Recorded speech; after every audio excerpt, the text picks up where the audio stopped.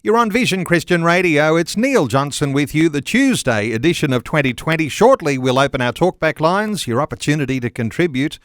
Either a comment, but you might have a question. We're used to taking questions with our special guest today, John Mackay. We're going to talk about some issues that have developed. You might have caught some of the latest issues being pushed by woke LGBT activists. And no, not necessarily talking about the news headlines today, pride issues around the wearing of rainbow colours on football jerseys, the Manly Football Club, and Christian players protesting by refusing to wear them.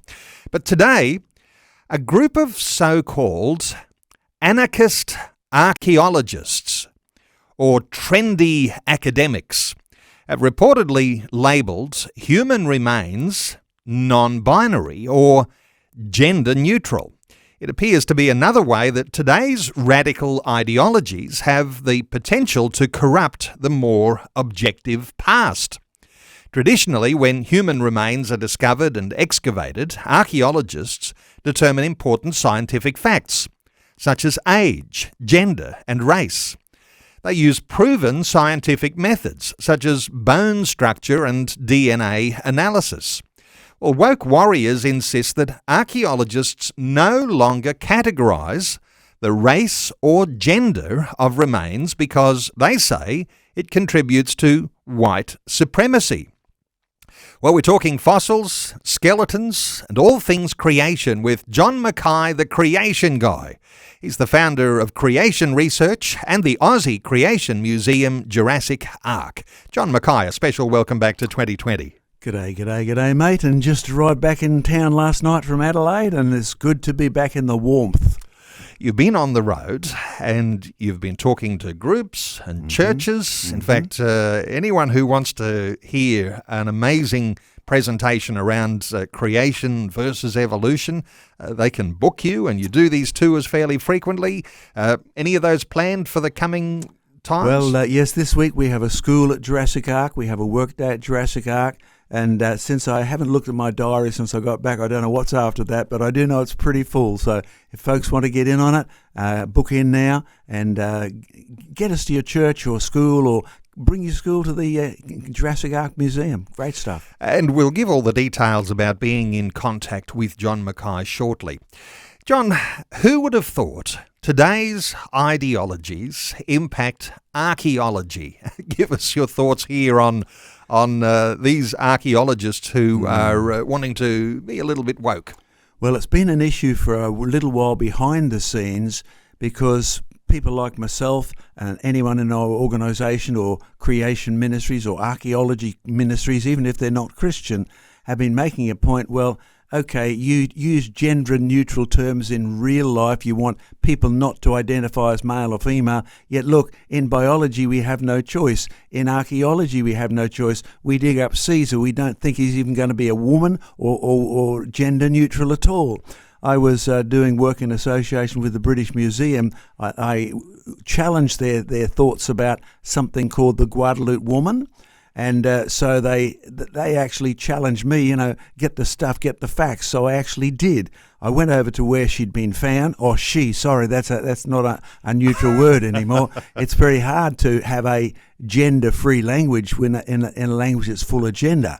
But having said that, the woman was easy to identify because she had the structure of a woman. Even though she was dead and you couldn't get an opinion from her, the Guadalupe lady, the Guadalupe woman, had the structure of a female pelvis, female skull, etc. There's so many differences you can point out. It's not just fingerprints, it's not just a higher voice, it's not just biological shape on the outside with breasts, and that's all gone in a skeleton, but it's so easy to identify. When I go on a dinosaur dig, the last thing anybody asked me was this a homosexual dinosaur, right? You'll find the gender idea, the woke idea, simply doesn't work in practice, and this is a desperate plea to try and gain political influence by a group which is talking nonsense. What does it do for, Piltdown man or Neanderthal man, those sorts of things, and where there's been skeletons, and they're all controversial, no doubt, as well. But yes, the way the whole archaeology scene has developed has been around this gender focus. It certainly has, and if you think of how they would achieve making you Neanderthal thing, right, rather than Neanderthal man, you will have to get a law passed to make it impossible, to make it forbidden, to make it illegal to actually use the term man. And that's where they want to go. They want to remove labels from birth certificates, so you can now, I believe, even leave the gender off a baby certificate, and you don't even need to acknowledge as parents, maybe birth line or something like that, no acknowledgement of mum or dad. They are gaining legal power, and that's what, if you Christians are listening, if you're in those roles, if you're in those positions, do something about it before it's too late, and you find they've got you by the short and curlies, they've got you by the neck, they've got you by a noose, and it's too late because it's legalised. Trendy academics, John, is this becoming more and more pervasive? The thought that, because of discussion about these ways that we talk about pronouns or the language that's being used, and some people, obviously, to keep their job, they have to keep up with all of this too, but trendy academics, more and more prevalent. Trendy academics are definitely getting more and more press. I'm not sure they're more prevalent because even when I was a student at university, to be trendy was in, right? But you were trendy about the Vietnam War or trendy about something else, right? You took the opposite position of the majority and it was guaranteed to give you fame. You wrote a paper in those terms and it got you in the headlines or it got you published in an article. The trend has been in the last 20 years climate change. So if you wrote a paper and you wanted it to get published, no matter how much rubbish was in it, if you mentioned, this will benefit studies on climate change, you were in. That was the trend. And I'll be honest, Christians need to watch for trends, whether it's in theology or politics. They come, they go. The issue is what's true. I still remember one teacher who got herself so into trouble, not a Christian, but she simply said to the person when they were questioning the gender of students, listen, if you don't know if that's a boy or a girl, come with me, we'll pull their pants down and check. Right. Obviously she was stretching it, but they got the point. Let me just outline how the controversy erupted around this particular remains and the thought that you need to have this non-binary view of remains. The researchers suggested last year that 1,000-year-old remains found in Finland belonged to a non-binary person because items around the bones, such as a sword, suggested the person was male, while the jewellery suggested the remains were female. So you've got people theorising around that somehow or other that must have been a non-binary person. Well, in reality, if you're a Viking and you can carry one of their nice big swords, then it's very unlikely you're going to be a woman, particularly since most of their boats were fully male. Not the boat is male, but the actual ingredients in it, right? And you see, you mentioned it was Iceland. Hang on, we just to double back here, and you just hold your thought there. But but people call boats by female gender, so that all has to change too, doesn't it? It certainly does, and the French have male chairs and female dogs, or vice versa. I still remember struggling with that. Yep. But in reality, if you look at Iceland, it's a very interesting case, because it was settled by people like Eric the Red and his son, particularly Leif, set up the first Christian church over there because he'd been converted, and that became a Christian country. So we say Iceland, it's really Isus land, and Isus was a male gender, right? And you cannot deny it. In fact, if you know your biblical theology, Jesus had to be a male because only a pure male lamb could be sacrificed for the shedding of blood. It's God's rule. Why? Because one man brought sin, one man had to take it out. Get rid of gender and Christianity falls apart. And if you can see far enough, that's what wokeism is about, destroying what they think is the biggest club on the planet, e.g. the Christian church. And motivations for moving along these lines, trying to identify non-binary remains, the thought that the idea of contributing to white supremacy. Do gender and race contribute to white supremacy? If you happen to name those remains as male, does that mean that's contributing to white? I don't know how that all works. Any thoughts here from you? Apart from the fact that the majority of archaeologists have been fairly wealthy white men or fairly wealthy white groups funded by rich uncles. There's not too much money directly in archaeology. You've got to have rich relatives or rich university, right? Yeah. That would be the only link I could possibly even think of. But in reality, Guadalupe woman was not European. Right, she's North American, so calling her a woman and having met many North American women, native women, I cannot for the life of me see how this would even achieve what they're trying to achieve. It's like, say, that tree is non-gender. And all of these things become absolutely meaningless in the bigger picture, again, without reference to God creating us male and female, which is your absolute authority for gender, right? He gives gender. You want to challenge his rules, you'll have to talk to higher than me. You've just raised something quite significant too. Of course, plants have gender, and so this sort of thing could snowball into an even bigger argument. So it certainly can. Yeah. So how do you describe gender around plants and things like that? Well, I grow pawpaws, bisexual ones, which have both male and female gender. A little confused, you could say, but then there are some pawpaws that have a male and a female separately. So we have to use these terms to even describe them. Right, this is a bisexual plant, this is a single-sex plant, and so the same terms would have to be messed up. But they're willing to mess it up now to label a bee as a mouse if it needs to gain extra recognition in the green agenda to prevent creatures dying out. It's hilarious what they're willing to bend the rules to, but it makes language meaningless. Right, so if I'm going to talk to you about my daughter, sorry, I can't use that word anymore, about I can't use, it becomes impossible to communicate. And if you think about it, that's what the devil tries to do with language, because God wants his Holy Spirit to open up words. We know that there is a disintegration of this firm understanding male and female, and you wonder about the motivation of people, the thought that historical fact becoming the latest frontier for advocates of radical gender ideology, which actually eats away at one of these foundations of our Western civilization, because we're founded on male, female, the way that the family is constructed. So is there something here? I suspect most people in the LGBT community are not smart enough to be saying we're running a conspiracy to destroy civilization, but something's driving that, and or are they doing that intentionally or unintentionally? Any thoughts from you? My experience with these extremists, that's where they are at the moment. They want to become the norm with these extremist groups, is they want a situation, they want a society which won't condemn them legally or morally. They want to be one of us, e.g. I want to be gay, good as you. Right, so that's what the word is actually about. Nothing to do with gay Paris or anything like that. So you'll find that they have to change our perception of gender. The little boy who's 3. I mean, in Victoria, you can buy books for kindergarten in which the little Johnny is sitting there wondering why he has 2 daddies.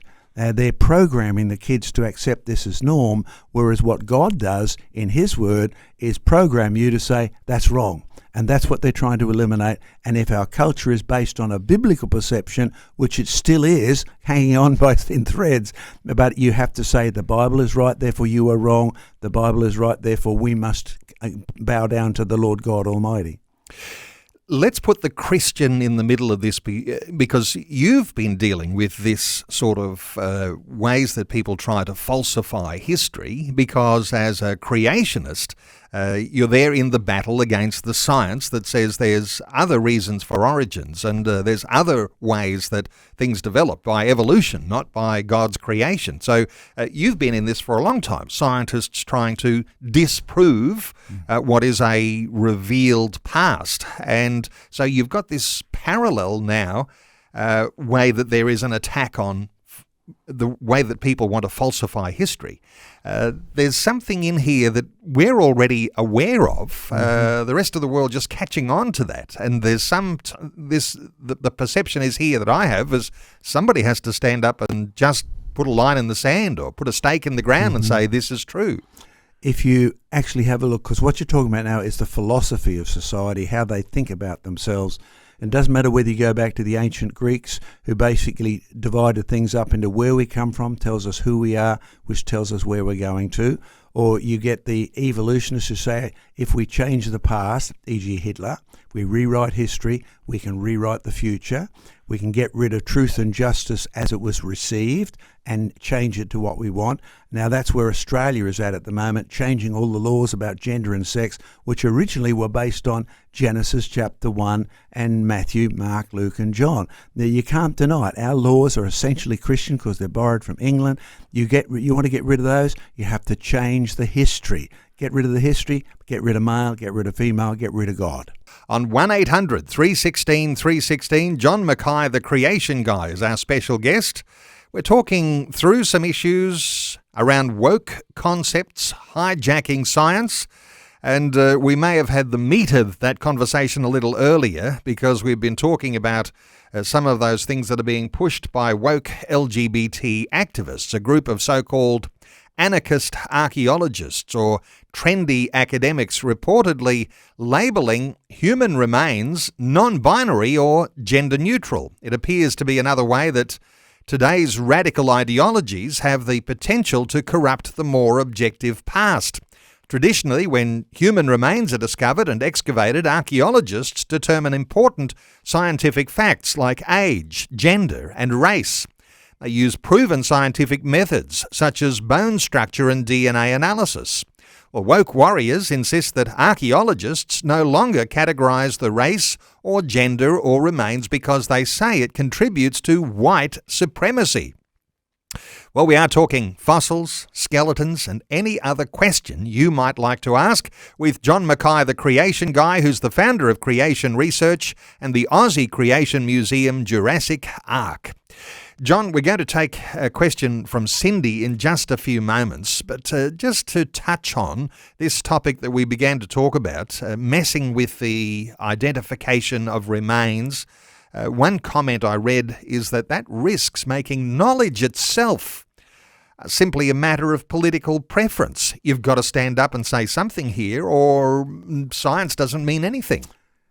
Unfortunately, they've got a good playing field to build on, because I remember helping one PhD student because I used to lecture in coal geology, and he said, I can't get the right results. I said, what do you mean you can't get the right results? That means they were predetermined. He said, well, I keep drilling holes, I keep getting the same results. The professor says they're wrong. I say, it's what I get when I drill. And I said, well, what you've got is a professor who's locked into a particular theory, and unless you find something that unlocks his theory, you won't get anywhere. So his preference was already decided, nothing to do with the facts at all. Another young student, he was doing his basic degree, and then right at the end of it, when he had to submit a thesis, just a small one, a university ordered every student in the university, no matter what degree they were doing, had to make their final thesis on the relevance of climate change to their subject. And you think, it's got nothing to do with his subject whatsoever, right? And so they had a preference that was being imposed upon the students. And I remember giving a lecture at Queensland University, and it was a very well-attended lecture, very noisy, dealt with the origin of races, right? And I was recounting Aboriginal traditions and that I'd come across, and this very sarcastic guy said, all you're doing is putting Christian glasses on and seeing the evidence through Christian glasses. You're not dealing with the evidence at all. And so, in other words, anything that even reeked of Christianity or smelt faintly was out, in his opinion. And meanwhile, wokeism puts all science at risk.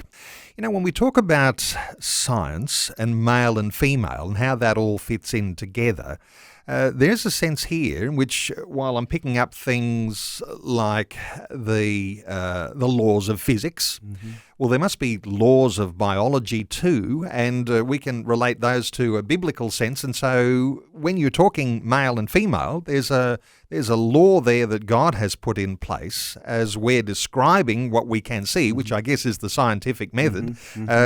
What are your thoughts here, John, on the thoughts that these laws don't change, even if you have some sort of special ideological idea that you think they might? There's something we need to bring up here which you hinted at, but needs to be expanded just a tad.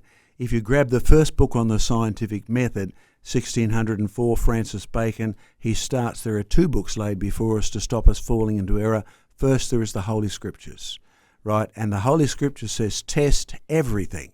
Only keep the things that turn out to be true. 1 Thessalonians 5, 20, 21 area, right? Now, even though the original context is moral, Bacon knew that if you did that for money, if you did that for codes, if you did that for physical tests, if you got the same result tomorrow as you got today, God never changes, so you've discovered a principle. So basically, that's where the method comes from. It is a Christian, God-based, God-delivered scenario, and it doesn't work outside of that. If you decide, well, science is whatever I say it is, sorry, you will blow yourself up. I remember doing chemistry at Queensland University, and in geology we were allowed sort of 20% error in dating rocks with uranium and things like that. And then in chemistry we were allowed 0.5%. And I said to the prof, we're doing organic chemistry, why am I only allowed 0.5% error? He said, because any more than that, the result will kill you. Right, so the reality was much tougher than the theories in geology. So when you look at woke science, it will fail. In the end, it will fail. It will let them down unless, like in Russia, they put money and millions and propaganda into science. Unless, like Hitler did, you have to build up a totally false scenario and then make everybody believe it, like the Emperor's new clothes. That's how they worked, and it will fail. In the end, it will let you down.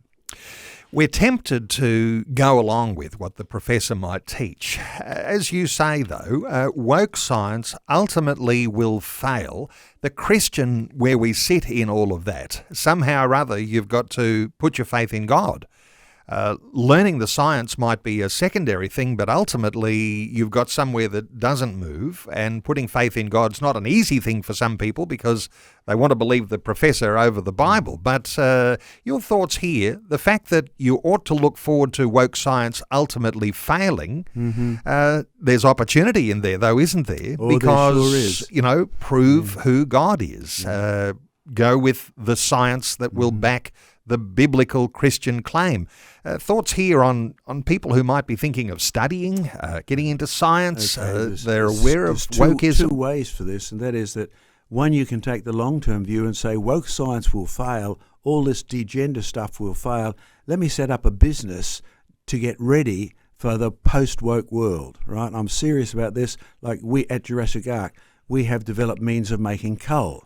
Now, I would have thought the greenies would have loved that. They hate it, right? Because they want you to believe coal is an expendable resource. It won't come back. But in reality, you can make it in a couple of weeks, right? So you can set up an industry on that. If anybody wants to invest, talk to me, right?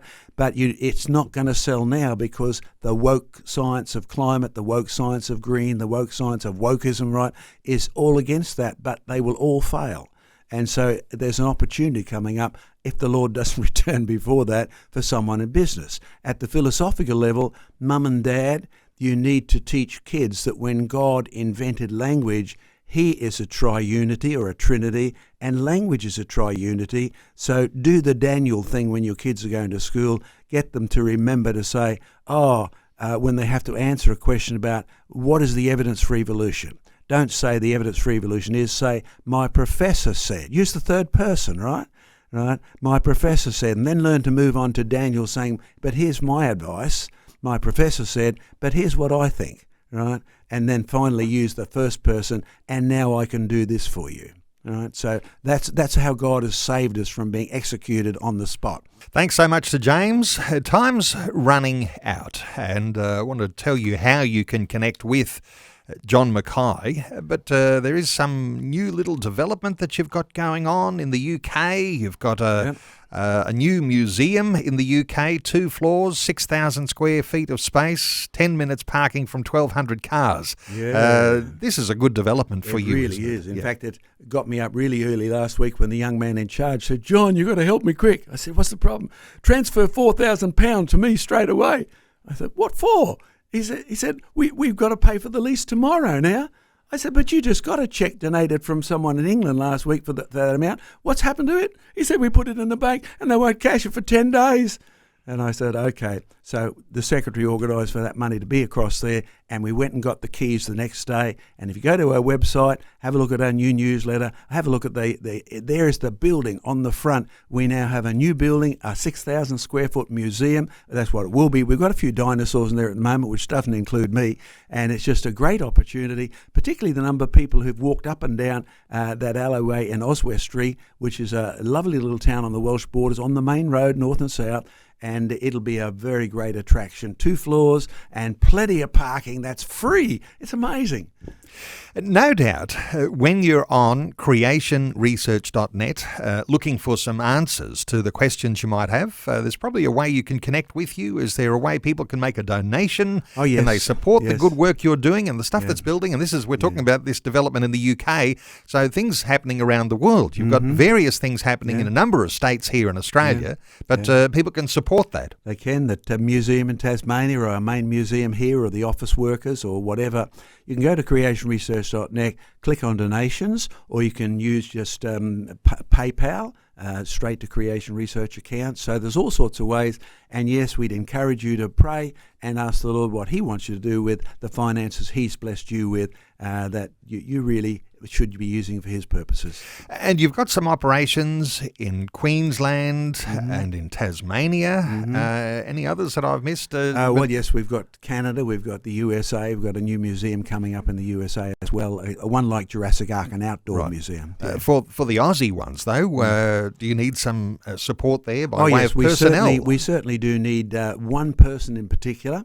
As some of you have reminded me over the years, John Mackay, you're approaching your centenary. No, not quite, but it would be great to have extra people involved who can do the sort of things we do. We have staff here in Queensland, but we're looking for a godly person who knows their science, knows their Bible, would prefer to win souls than win arguments. And we also need an office lady who can come in and count all the money I brought back from South Australia and Tasmania, etc. So if you fit in those 2 categories, get in touch with John Mackay, the Creation God guy, and Vision's got our details. So creationresearch.net. You'll find a way to connect with John Mackay. There's a whole lot of things. You can find John on YouTube. You can follow him on Facebook. You can follow him on Twitter. You can keep up with his fossils on Instagram. Subscribe to his free email newsletters. There's articles with Q&A at Creation Research. There's kids' books. You can find John's books in the Vision store, vision.org.au. Lots of good things, including a streaming channel, creationresearchlive.net. So lots of ways to connect with John Mackay, the Creation Guy. John, thanks so much for sharing your thoughts and your heart with us once again today on 2020. Good on you, Neil.